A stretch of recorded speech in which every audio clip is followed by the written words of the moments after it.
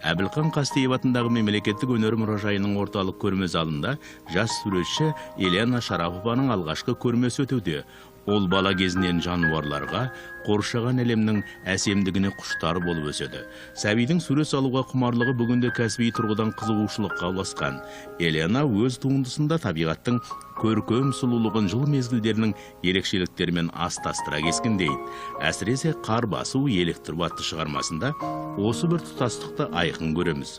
Мұнда қар жамылған шете мен итмұрынның бұтақтары әппақ қармен көмкеріліп, көрерменнің жан дүниесін үйлесіммен шынайылыққа жетелейді.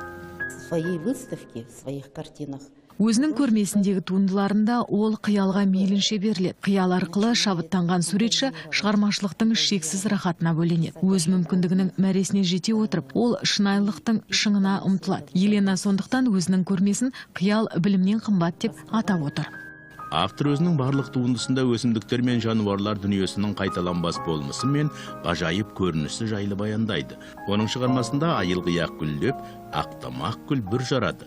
Бұлт бұтақтарға оралған тұста гүлдер күннің жарығын ұрлап, мүйіз тұмсықтар мен табиғаттың аясында жарасымды өмір сүріп, кейде бәрі бірге қалың ұйқыға батады.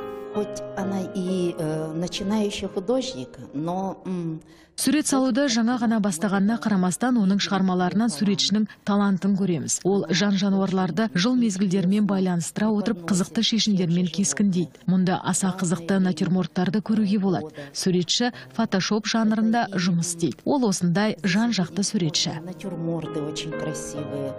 Еленаның шығармашылығында анимациялық жанр ерекше орын алады. Өзінің қиялына ерік берген суретші өз кейіпкерін сезімнің әлеміне тоғытып, түрлі оқиға желісін түзеді. Түрлі музыка ырғағында билеген мысықтардың өмірі біздің көз алдымызға мультипликациялық фильмді еріксіз елестетеді.